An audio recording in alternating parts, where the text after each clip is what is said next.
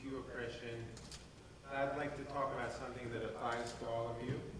You all are or were young people, and as such, you're faced with young people's oppression or adultism.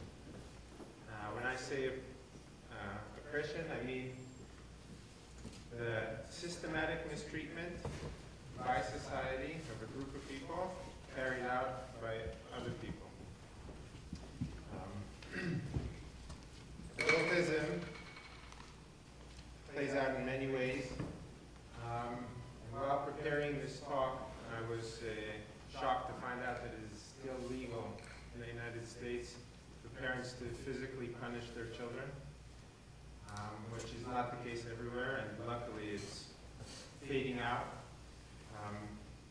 But other than physical punishment, we also see that young people are often considered as unintelligent, as not fully human, and sometimes as property of their parents.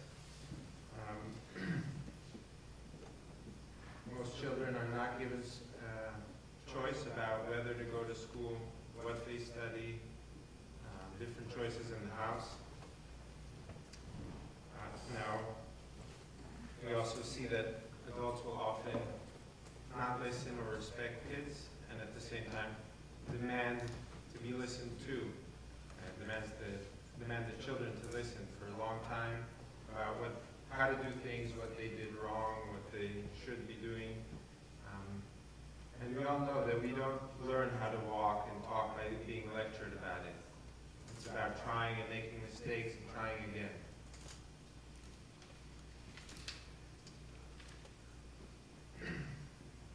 If anyone needs proof that children are as intelligent and human as adults, I think that we can just have a look at and listen to the speeches of the children here today.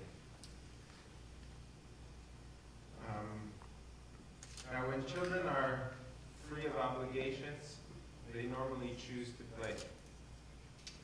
And I think that's a sign how important play is for kids. So I wanted to ask the kids here to maybe shout out a few of the things that you get to play when you have the time for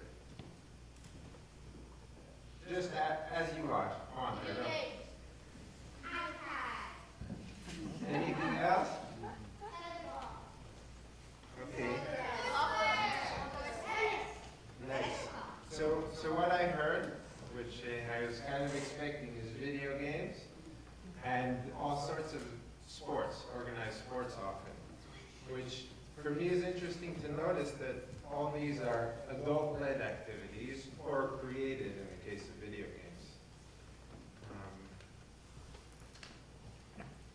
So I'm a board member of a nonprofit organization in the city called Playground, which opened a junkyard playground on Governor's Island this last season.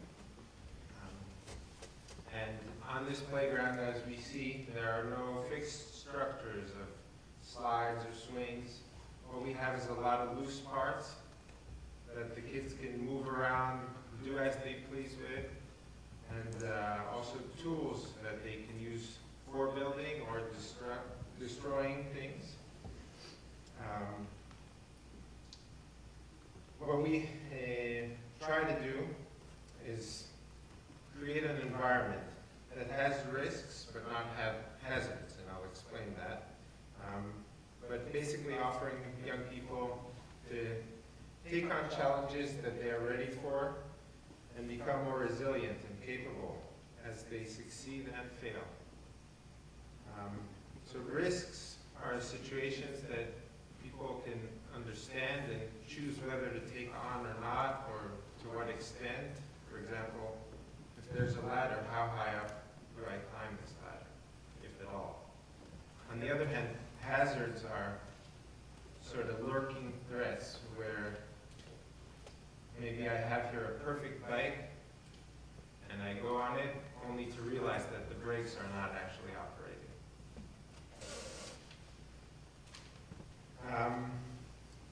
So as you can see in this playground, we had a lot of play with mud and water.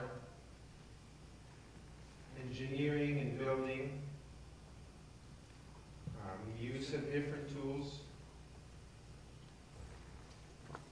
lots of imagination, swinging, sliding, play fighting and reading. So basically whatever kids wanted to do. And in this setting, the children got to try and fail in many different areas of life, whether it's the physical aspect of working on gross and fine motor skills,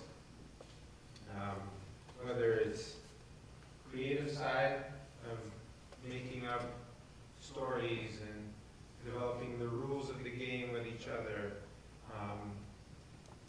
and building all kinds of things, and whether it's the social and emotional aspect of negotiating with each other, and figuring out how to treat one another and how to communicate what you want, experiencing feelings from joy to anger, from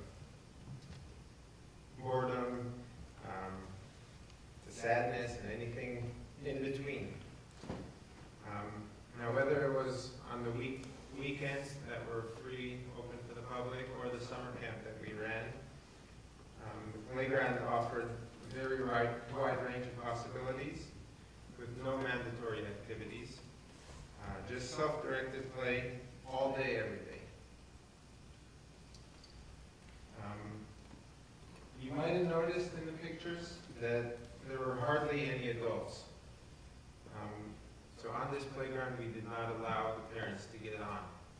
And the staff that staffed the playground, what we did was try to intervene as little as possible. Just let the kids play.